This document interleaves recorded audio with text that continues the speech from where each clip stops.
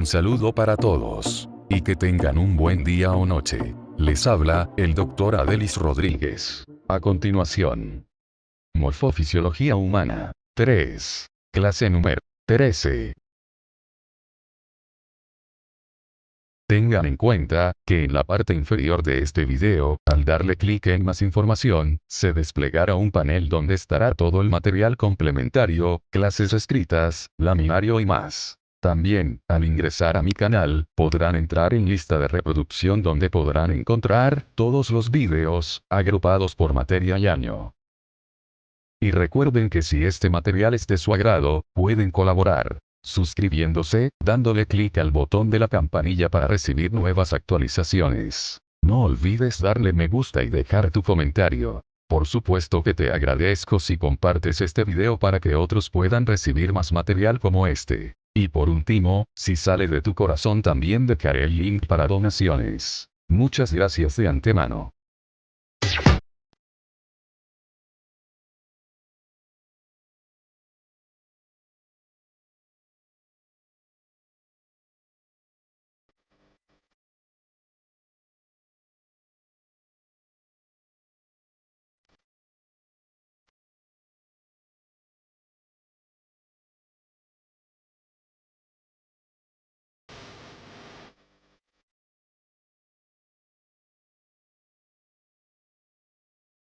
Sean bienvenidos a nuestra actividad orientadora de hoy.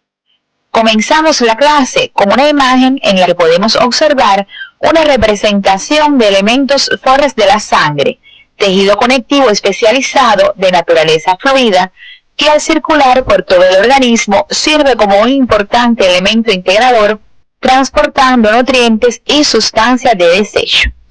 Tiene una gran importancia en la práctica médica, ya que las alteraciones que se producen en órganos y tejidos se reflejan de alguna forma en ella, por lo que su análisis en el laboratorio es de gran utilidad, sirviendo además como una vía muy útil para la administración de medicamentos. Comencemos el estudio de la sangre.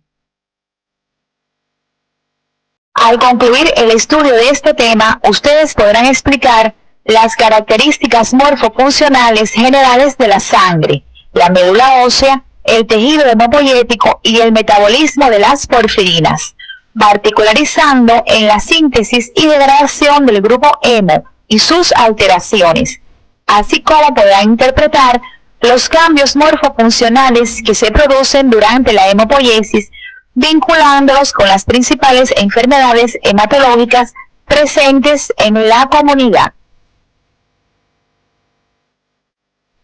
Como ya dijimos, la sangre es una variedad de tejido conjuntivo especial, de origen mesodérmico, cuya sustancia intercelular es líquida y se denomina plasma, el que está constituido fundamentalmente por agua, proteínas, compuestos orgánicos y en el cual se encuentran en suspensión los elementos celulares que reciben el nombre de elementos formes y son eritrocitos, leucocitos y plaquetas.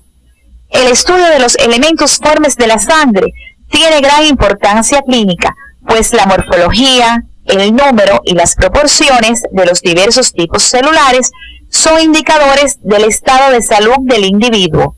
La sangre realiza importantes funciones que enumeraremos a continuación. La más general e importante de las funciones de la sangre es la de transporte. Su circulación en circuito cerrado por todo nuestro organismo la convierte en vehículo ideal para la conducción de sustancias hacia y desde los tejidos. De esta función derivan otras, como veremos a continuación. Al transportar oxígeno desde los pulmones hacia los tejidos y dióxido de carbono desde estos hacia los pulmones, la sangre tiene una importante función respiratoria. De igual forma, transporta los nutrientes por lo que tiene función de nutrición, y al trasladar los productos de desecho del metabolismo para su excreción, realiza función excretora. Al servir a las hormonas como vía para llegar a sus órganos blanco o diana, tiene función endocrina. La participación de los leucocitos en el ataque y destrucción de agentes extraños le confiere una importante función de defensa. Además, ante la lesión de la pared de los vasos, es capaz de coagularse para evitar la pérdida de sangre. Finalmente, participa activamente en una serie de mecanismos reguladores de la homeostasis, como la regulación del equilibrio hídrico, del equilibrio ácido-básico y de la temperatura corporal. Mecanismos ya estudiados en la Morfofisiología 2. Además de las funciones generales de la sangre, son de nuestro interés las propiedades físicas de la misma, algunas de las cuales exponemos a continuación. Entre las propiedades físicas de la sangre se destacan su color, que varía entre el rojo oscuro para la sangre venosa al rojo brillante en la sangre arterial, en dependencia de la concentración de dióxido de carbono y oxígeno respectivamente. Posee un olor característico y un sabor ligeramente salado. Su pH oscila entre 7,35 para la sangre venosa y 7,45 para la sangre arterial, diferencia debida al contenido de dióxido de carbono que le confiere acidez. Entre los componentes del plasma debemos destacar a las proteínas plasmáticas por las importantes funciones que realizan. Estas son de 3 tipos: albúmina, globulinas y fibrinógeno. Las globulinas, a su vez, son alfa, beta y gamma. Las proteínas plasmáticas tienen 2 funciones generales importantes. Son las principales responsables de la presión coloidosmótica del plasma, la cual evita que éste salga de los vasos al espacio o al líquido intersticial y se produzca edema. Esta función depende fundamentalmente de la albúmina. Además, participan activamente en la regulación del equilibrio ácido-básico, actuando como amortiguadores. La albúmina y el fibrinógeno se sintetizan en el hígado. La primera tiene la función de transportar diferentes sustancias como hormonas, metales pesados y medicamentos, mientras que la segunda tiene una importante función en la coagulación de la sangre. Las globulinas alfa y beta se originan en el hígado y realizan funciones de transporte, mientras que las gamma se originan en las células plasmáticas derivadas de los linfocitos y realizan funciones de defensa, constituyendo los anticuerpos. Deben profundizar en estos contenidos siguiendo las orientaciones del CD de la asignatura. A continuación, abordaremos algunos elementos relacionados con el origen de las células madres formadoras de elementos formes de la sangre.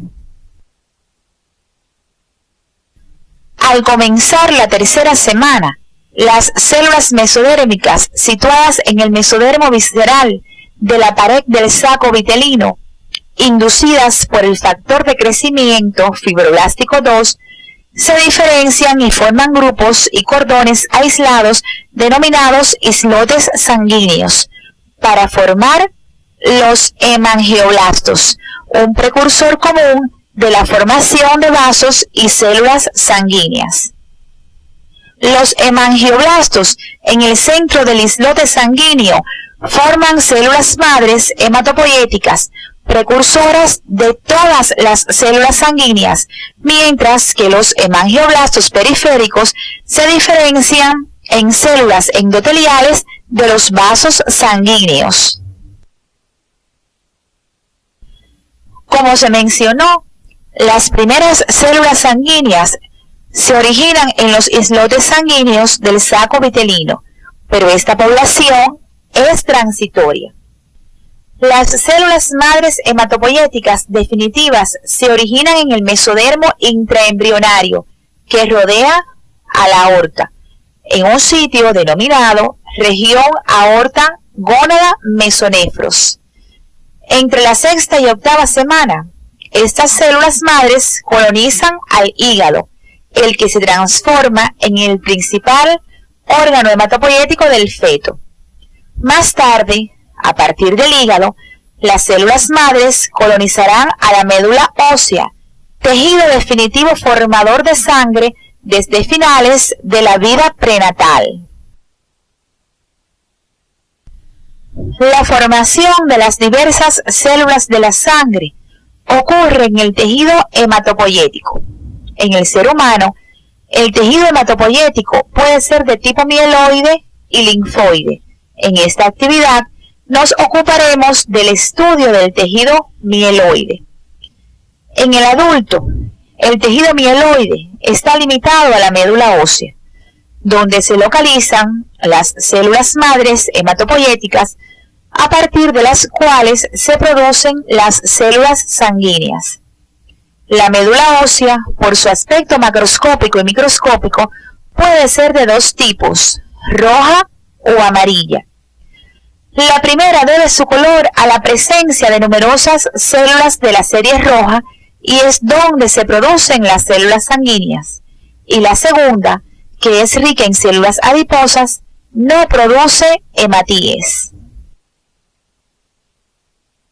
Desde el final de la vida prenatal hasta la pubertad, la médula ósea roja se encuentra en casi todos los huesos largos, pero posteriormente la médula que ocupaba la diáfisis es sustituida por tejido adiposo, lo que conduce a una pérdida casi total de su función hematopoyética.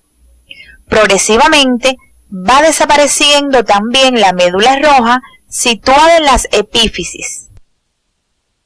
En el individuo adulto solo se encuentra médula roja en las vértebras, el esternón, las costillas, en las alas del ilion, en el diploide de los huesos de la bóveda craneal y en las epífisis proximales de los huesos largos como el fémur.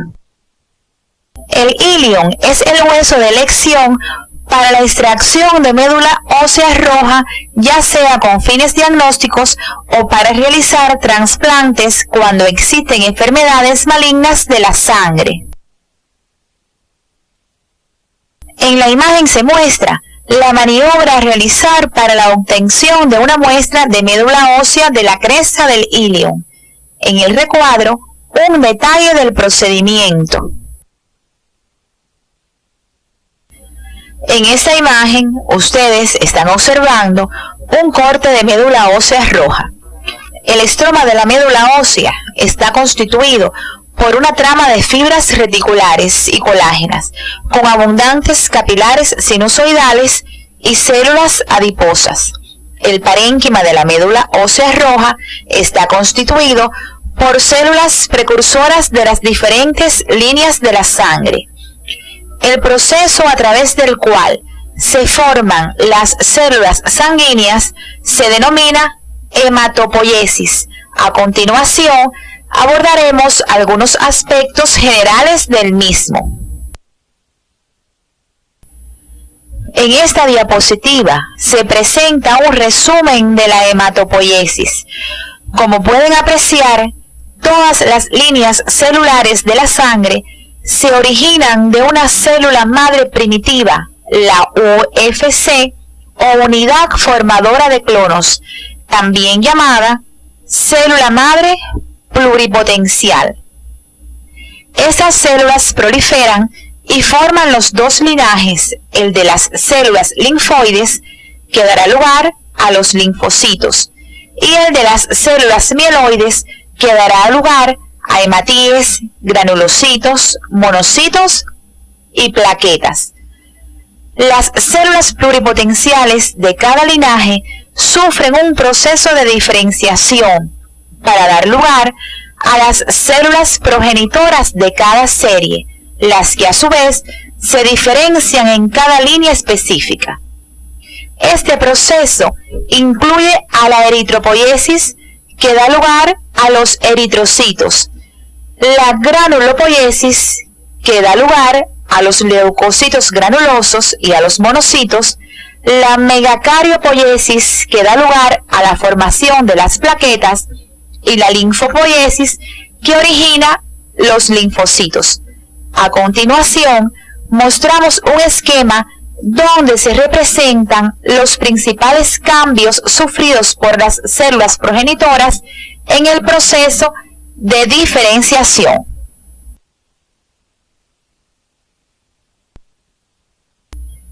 En la línea eritrocítica se destaca la disminución del tamaño celular y la pérdida del núcleo fundamentalmente hasta formar el eritrocito.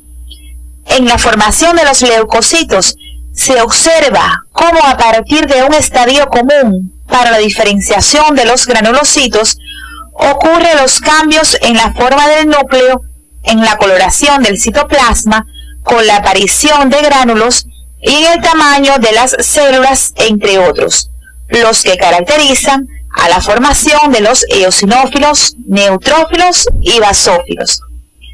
Ustedes, en su estudio independiente, deben profundizar en estos contenidos siguiendo las orientaciones del CD de la asignatura, además de los referidos a la megacariopoiesis y linfopoiesis. La producción de eritrocitos o eritropoiesis se regula por un mecanismo de retroalimentación negativa que involucra a la médula ósea y los riñones y se desencadena por la hipoxia. Cuando se produce hipoxia, el riñón libera la hormona llamada factor eritropoyético renal o eritropoyetina, la cual viaja por sangre hasta la médula ósea, donde estimula la formación de eritrocitos, cuya concentración en sangre aumenta, incrementando la capacidad de transporte de oxígeno a los tejidos, con lo que se corrige la hipoxia, cerrándose el circuito de retroalimentación. La formación de eritrocitos requiere de un adecuado suministro de nutrientes, especialmente de proteínas, así como de la integridad funcional de la médula ósea. Además de las sustancias necesarias para la formación de los eritrocitos, para su maduración son vitales el aporte adecuado de vitamina B12 y ácido fólico, por el papel que juegan ambas vitaminas en la síntesis de proteínas. En la presente imagen pueden observar un frotis de sangre al microscopio, que permite reconocer la mayoría de los detalles morfológicos, así como determinar la concentración de hematíes, que son los elementos formes más abundantes, leucocitos y plaquetas a nivel del laboratorio. El conjunto de datos cualitativos y cuantitativos se designa con el nombre de hemograma. Sus valores normales varían con el sexo, la edad, el estado fisiológico, la ubicación geográfica del individuo, etc.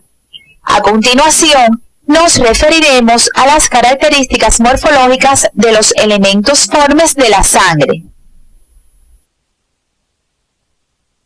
Los glóbulos rojos, también llamados eritrocitos o hematíes, son células muy diferenciadas que han perdido durante su maduración el núcleo y los organitos.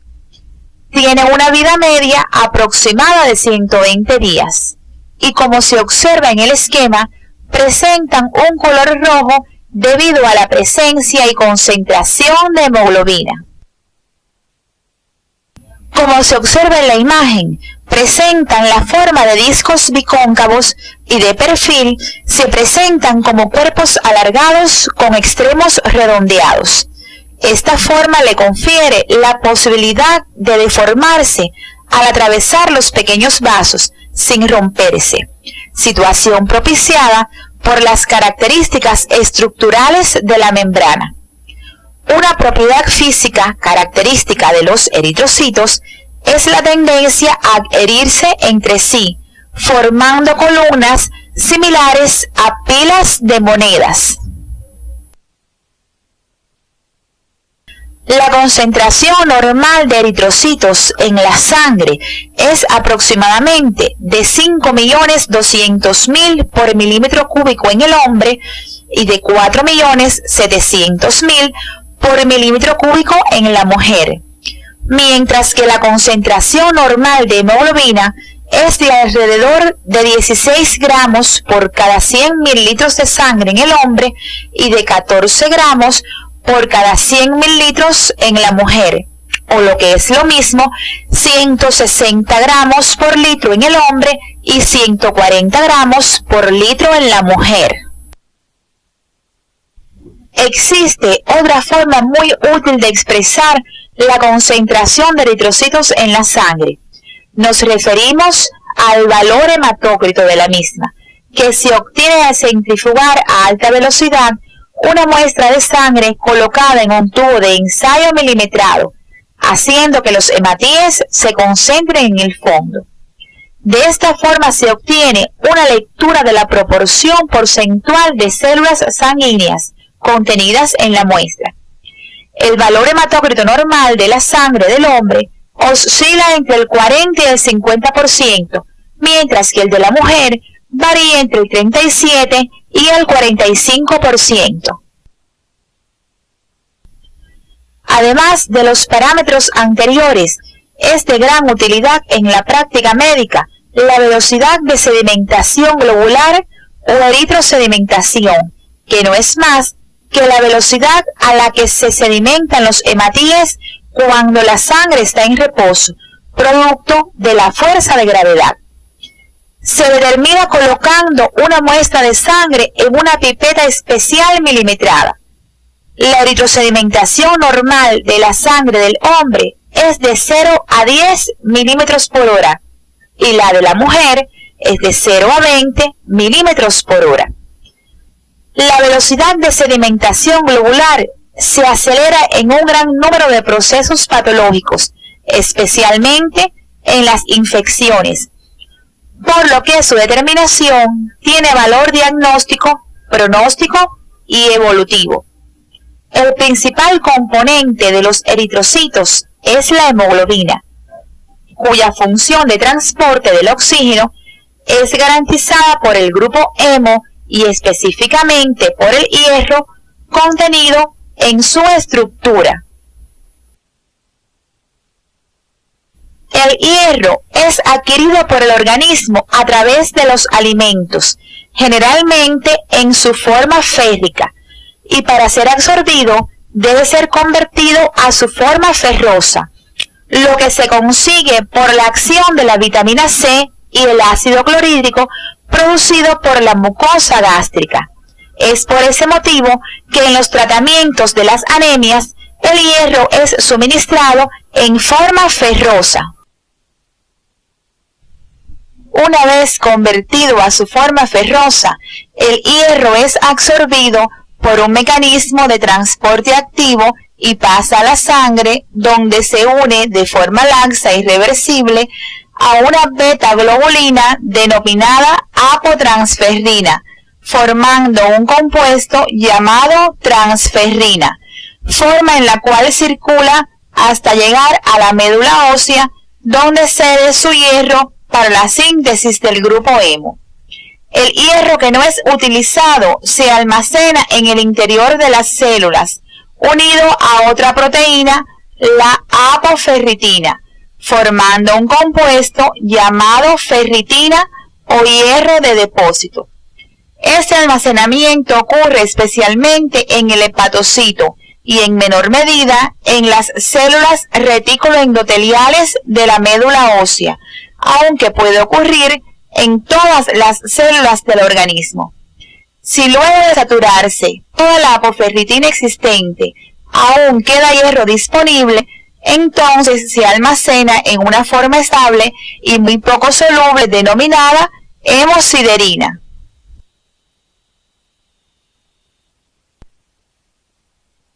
Una vez que se saturan los depósitos de hierro, se bloquea la absorción intestinal del mismo.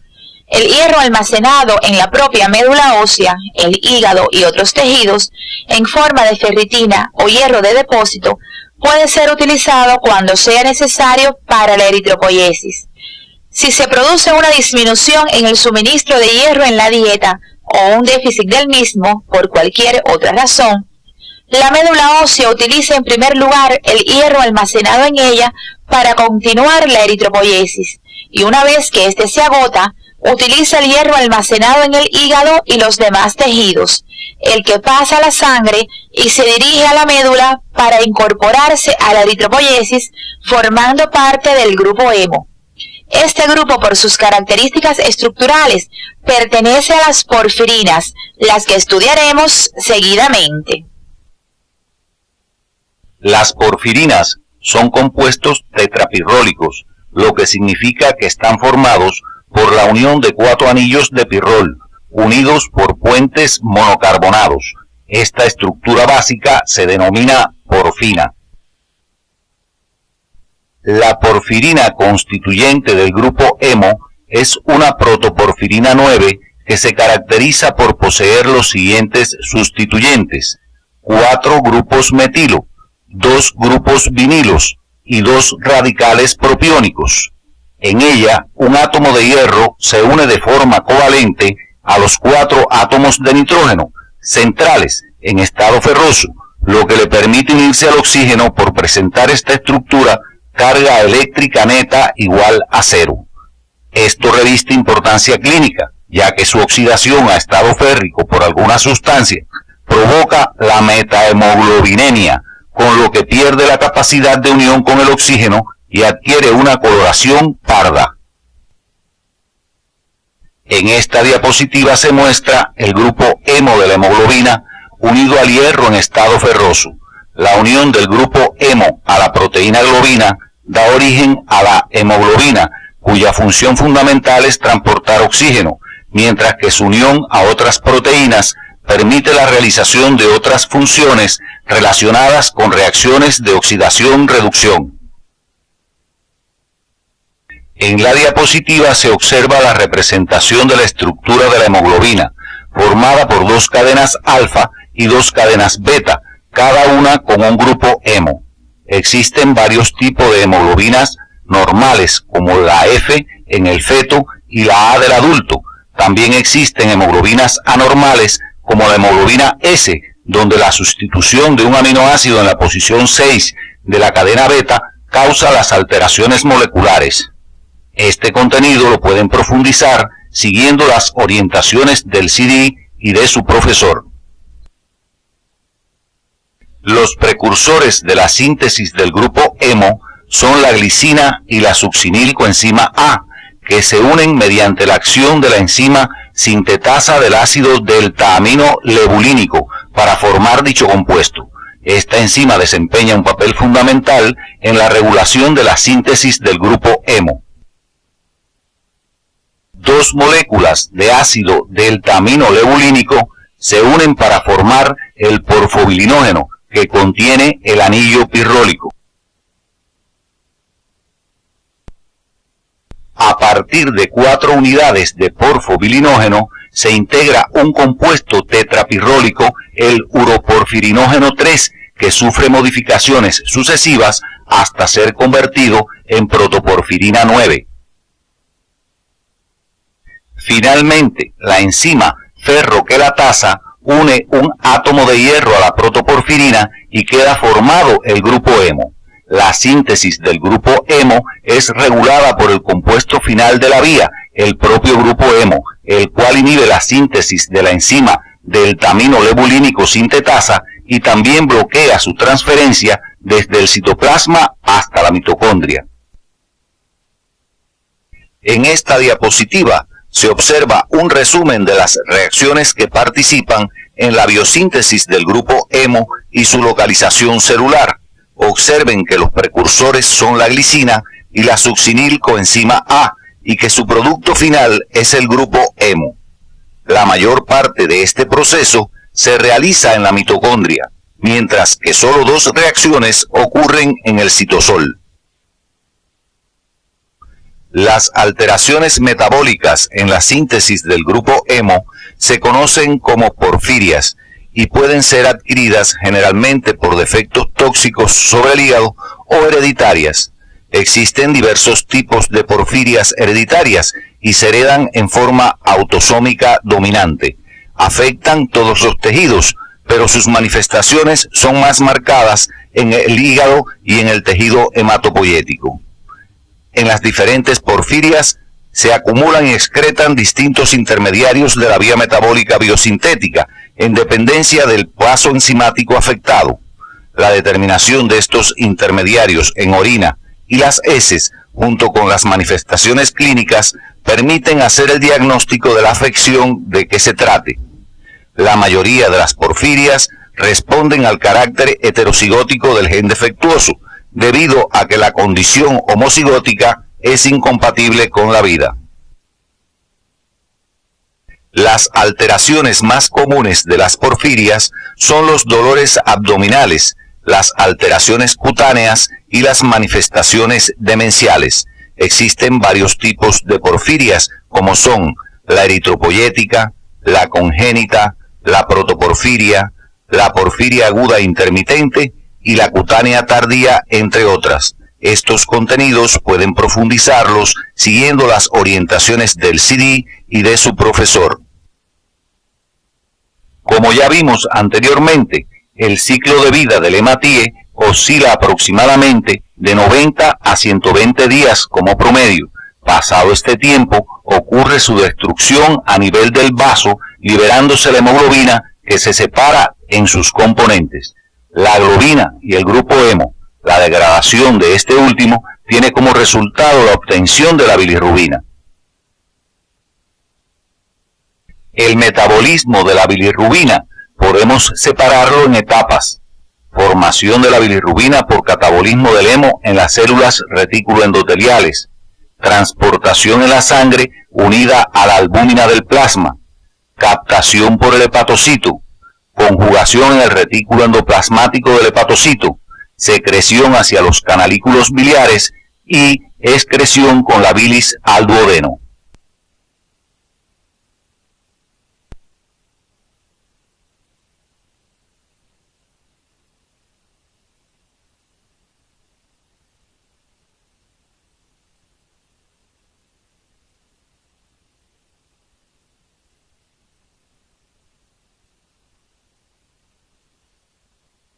Cuando la bilirrubina se produce en cantidades excesivas o cuando los mecanismos excretores se hallan defectuosos, su concentración plasmática se eleva.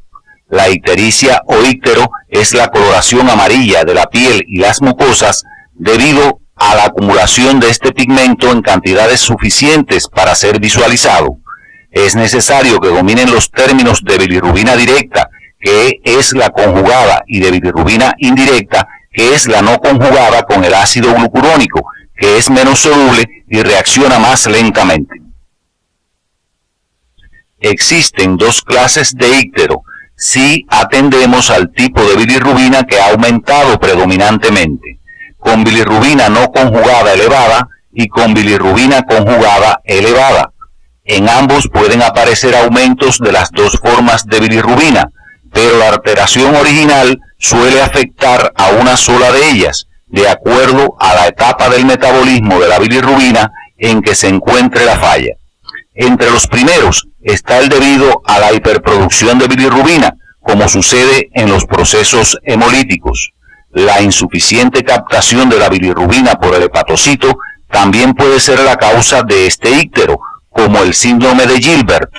Si la conjugación de la bilirrubina es deficiente, también aumenta la bilirrubina indirecta en sangre. Esto es lo que sucede en el síndrome de Crigler-Najjar, en el cual no se detecta la actividad de la enzima conjugante.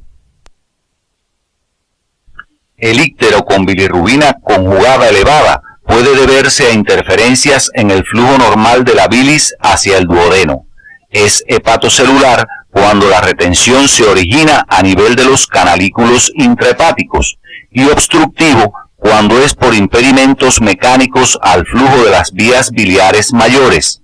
Las causas más frecuentes de íctero hepatocelular son la hepatitis y la cirrosis, mientras que las de íctero obstructivo son los cálculos del colédoco, el cáncer de la cabeza del páncreas y la colecistitis aguda. Hasta aquí nos hemos referido a los diferentes tipos de íctero. Sin embargo, la anemia es otra alteración frecuente de la sangre vinculada con los eritrocitos, la que puede ser de diferentes tipos. Existen numerosas clasificaciones de las anemias que serán objeto de estudio en la medida que avancen en la carrera. A continuación, resumimos algunas causas de anemia.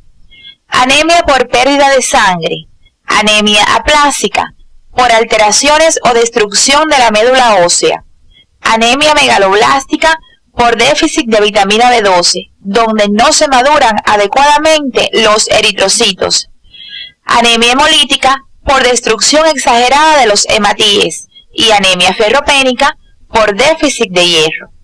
Cualquiera que sea la causa de la anemia, esta tendrá relación con el ciclo vital de los eritrocitos y o el metabolismo del hierro. Este contenido lo deben profundizar siguiendo las orientaciones del CD de la asignatura. Cuando la concentración de eritrocitos en sangre aumenta por encima de su valor normal, se produce la poliglobulia o policitemia, que en algunos casos es fisiológica y favorece el transporte. Sin embargo, cuando el aumento de eritrocitos es exagerado, aumenta la viscosidad de la sangre, lo que a su vez aumenta la resistencia que ofrecen los vasos al curso de la misma, conocida como resistencia vascular. Esto provoca un enlentecimiento de la circulación con la consecuente disminución de la capacidad de transporte de oxígeno, dando lugar a hipoxia de los tejidos, entre otros efectos perjudiciales. Hasta aquí nos hemos referido a las células formadas durante la eritropoiesis. A continuación, nos referiremos a las células resultantes de la granulopoiesis. Los leucocitos, también llamados glóbulos blancos, se encuentran en menor número que los eritrocitos. Los leucocitos se clasifican en dos grupos: los granulosos, que poseen gránulos específicos en su citoplasma, y los agranulosos, que carecen de estos. Tanto los granulocitos como los agranulocitos poseen gránulos inespecíficos o azurófilos que se corresponden con lisosomas. Dentro de los leucocitos granulosos se encuentran los neutrófilos, los eosinófilos y los basófilos, los que deben su nombre al tipo de colorantes con el que reaccionan. Por ejemplo, los neutrófilos reciben ese nombre porque se tiñen con sales neutras. Dentro de los leucocitos no granulosos se encuentran los linfocitos y los monocitos. En esta diapositiva le mostramos las cifras normales de leucocitos en sangre periférica, que es de 5.000 a 10.000 por milímetro cúbico, o lo que es lo mismo, de 5 a 10 por 10 a la 9 por litro. Observen que la proporción de neutrófilos es la mayor, mientras que la de basófilos es la más baja. El conocimiento de estos valores normales es de gran importancia en la práctica médica, como podrán comprobar en su práctica docente. En esta diapositiva, ustedes pueden observar un frotis de sangre donde se aprecian en el centro 3 neutrófilos. Estas células también se conocen como polimorfonucleares, debido a la forma del núcleo, el que puede presentar hasta 5 lóbulos de forma irregular, conectados entre sí por estrechos filamentos de cromatina.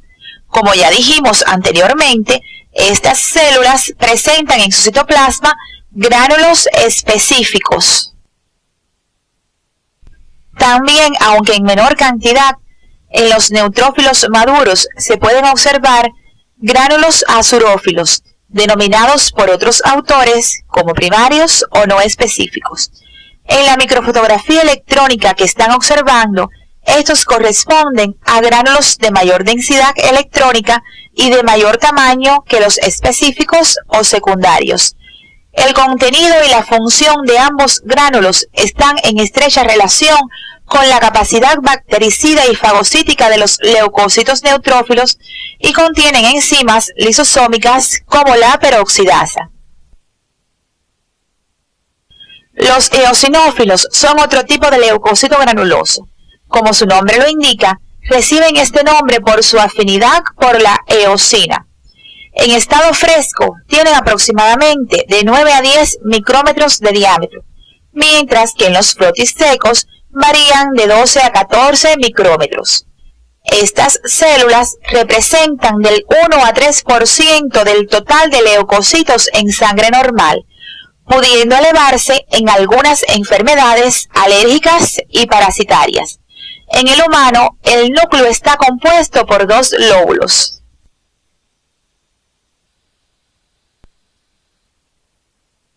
Al igual que en los neutrófilos, estas células presentan gránulos específicos con enzimas lisosomales en su interior. En las células maduras se pueden encontrar escasos gránulos azurófilos o primarios.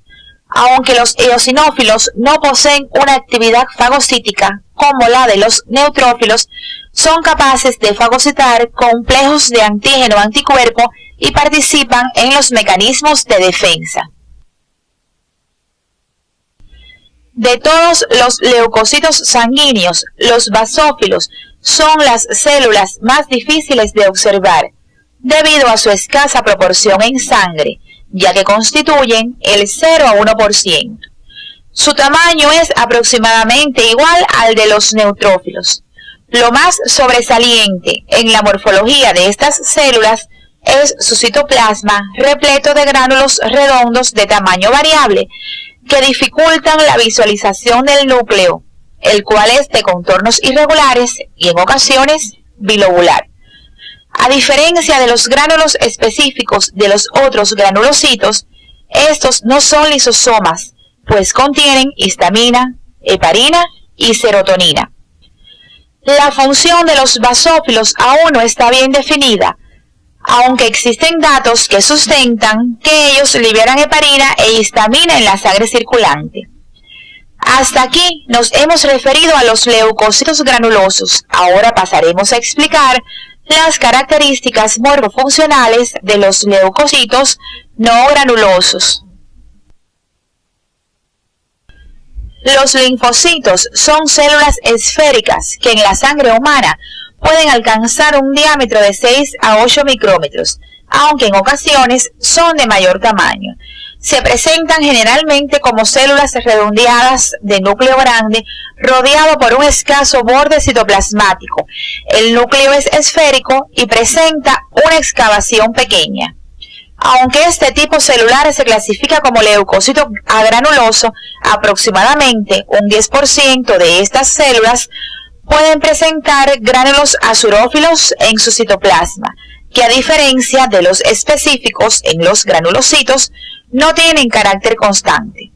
Los linfocitos pueden ser pequeños, medianos y grandes. En esta microfotografía se pueden observar 2 linfocitos pequeños. Ustedes, en su estudio independiente, deben profundizar en las características morfofuncionales de estas células. En la actualidad se sabe de la existencia de varios tipos de linfocitos que desempeñan diversas funciones en los procesos inmunológicos del organismo. Unos denominados linfocitos T, provenientes del timo y de vida prolongada, y los linfocitos B, que a diferencia de los T, tienen generalmente una vida breve.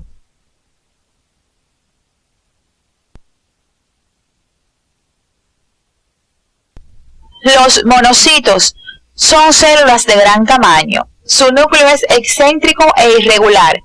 Por lo general puede tener forma ovoide o reniforme y muestra una depresión profunda. poseen un citoplasma abundante en el cual pueden observarse gránulos azurófilos. Se ha demostrado que estos gránulos son lisosomas primarios que intervienen en el proceso de fagocitosis propio de esta célula. Son células potencialmente fagocíticas y ocupan un lugar entre las células que intervienen en la defensa del organismo. Ellos permanecen en sangre solo unos días y posteriormente migran hacia el tejido conectivo, donde se diferencian en macrófagos, hecho este que hace se les considere como parte del sistema de macrófagos. Deben estudiar las características morfofuncionales de los leucocitos según lo orientado en el CD de la asignatura. Cuando la concentración de leucocitos en sangre aumenta por encima de su valor normal, se produce un signo denominado leucocitosis y es indicativo de la presencia de algún proceso infeccioso. Por el contrario, si su concentración está por debajo de sus valores normales, se denomina leucopenia e indica una depresión de las funciones de los mecanismos de defensa del organismo. Si el aumento de la concentración de leucocitos en sangre o leucocitosis se produce a expensas o por predominio de los neutrófilos, decimos que existe una neutrofilia. Y en términos de probabilidades, esta debe producirse cuando el agente infectante que ataca al organismo es una bacteria. Si la leucocitosis se debe al predominio de los eosinófilos, entonces el agente causal puede ser un parásito o un alergeno, mientras que si predominan los linfocitos, estamos en presencia de una linfocitosis y el agente extraño causante de la enfermedad debe ser un virus. Como vemos, estos conocimientos orientan al médico hacia el agente causal de la infección, o sea, tienen valor diagnóstico. Las funciones de defensa que realizan los leucocitos las pueden realizar gracias a que poseen una serie de propiedades funcionales.